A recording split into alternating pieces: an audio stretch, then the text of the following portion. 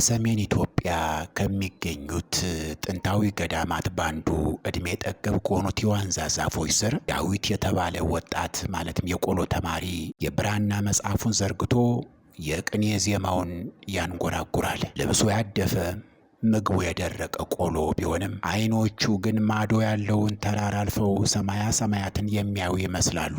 በዚሁ ገዳም ጸጥታንና የነፍስ ረፍትን ፍለጋ የመጣ አንድ እንግዳ ነበረ። ዶክተር አቤል ይባላል። ዶክተር አቤል በአሜሪካ ታዋቂ ዩኒቨርሲቲ ውስጥ የኳንተም ፊዚክስ ተመራማሪ ነው። የዓለምን ረቂቅ የሳይንስ ጥግ ያጠናው ዶክተር አቤል የቆሎ ተማሪውን ኑሮ ሲያይ እንዴት ያለ ኋላ ቀርና ከዓለም የተነጠለ ሕይወት ነው ብሎ በልቡ አዝኖ ነበር።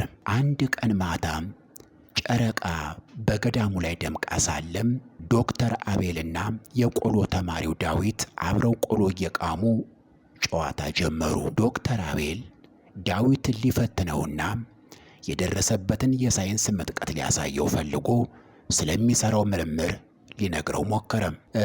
ዳዊት፣ እኔ የማጠናው ትምህርት ስለ አይን የማይታዩ እጅግ ረቂቅ ስለሆኑ የዓለማችን መሰረቶች ነው። ለምሳሌ በኳንተም ፊዚክስ አንድ አካል በአንድ ጊዜ ሁለት የተለያየ ቦታ ሊገኝ ይችላል። ያመንከው እውነታ እንደ ሁኔታው ይቀያየራል ብሎ ተናገረ። ዶክተር አቤል ዳዊት ይደነቃል ብሎ ይመለከተው ጀመረ። ዳዊት ግን አልተደነቀም። ቆሎውን እያኘከ ታዲያ ይሄ ምን ያስደንቃል ዶክተር? እኛ እኮ ይህንኑ በየቀኑ በቅኔያችን እንኖረዋለን አለው። ዶክተር አቤል ግራ በመጋባት እንዴት?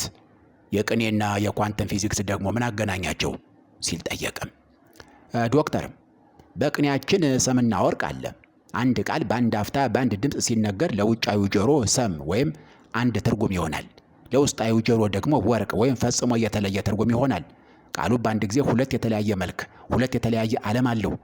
የእናንተው ቅንጣት ወይም ፓርቲክል በአንድ ጊዜ ሁለት ቦታ እንደሚገኝ ማለት ነው አለው ፈገግ ብሎ። ዶክተር አቤል በሰማው ነገር ደነገጠ፣ ግን አልተሸነፈም።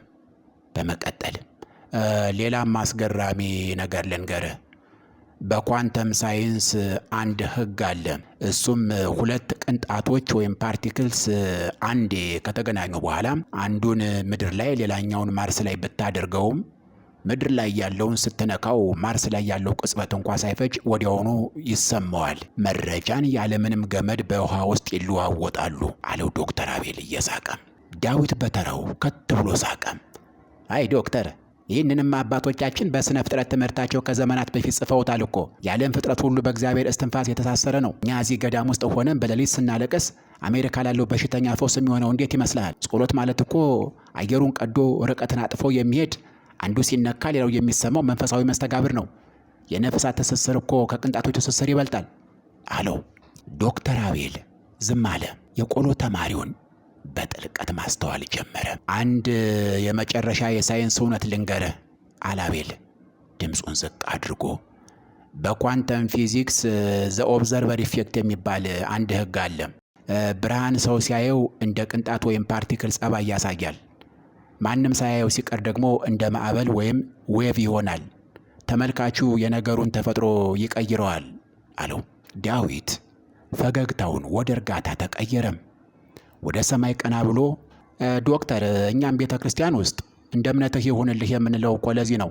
እግዚአብሔርና ፍጥረቱ በንጹሕ ልብ ለሚያየው እንደ አምላክ ክብር ወይም ብርሃን ሆነው ይገለጣሉ። በጥርጣሬና በክፋት ለሚያዩ ደግሞ ዝም ብለው ድንጋይና ዛፍ፣ ስጋና ደም ወይም ቁስ ሆነው ይታዩታል።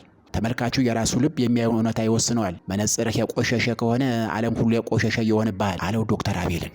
በዛች ሌሊት ዶክተር አቤል አንድ ትልቅ እውነት ተረዳ። በቤተ ሙከራ ላቦራቶሪ ውስጥ በረቂቅ የሂሳብ ቀመሮች የተደረሰበት የኳንተም ፊዚክስ እውነት በኢትዮጵያ ተራሮች ላይ በባዶ እግሩ በሚጓዘው የቆሎ ተማሪ ልብ ውስጥ በጸሎት በቅኔና በመንፈሳዊ ማስተዋል ተጽፎ እንደሚገኝ አወቀም። ሳይንስ ቁሳዊውን ዓለም ሲመረምር፣ መንፈሳዊነት ደግሞ የቁሱን ፈጣሪ ያነጋግራል። ሁለቱም ግን የሚፈልጉት አንድ ታላቅ ምስጢር ነበር። ዶክተር አቤል በነጋታው ጠዋት ሲነሳ ለመጀመሪያ ጊዜ ጫማውን አውልቆ ከዳዊት ጎን በባዶ እግሩ ቆሞ ማለዳውን ማመስገን ጀመረ። የሳይንሱ ፎርሙላና የቆሎ ተማሪው ዜማ በአንድ ላይ ተዋህደው አዲስ ምስጢር ፈጠሩ። ይኸው ነው እንግዲህ። ሰላም አሉ።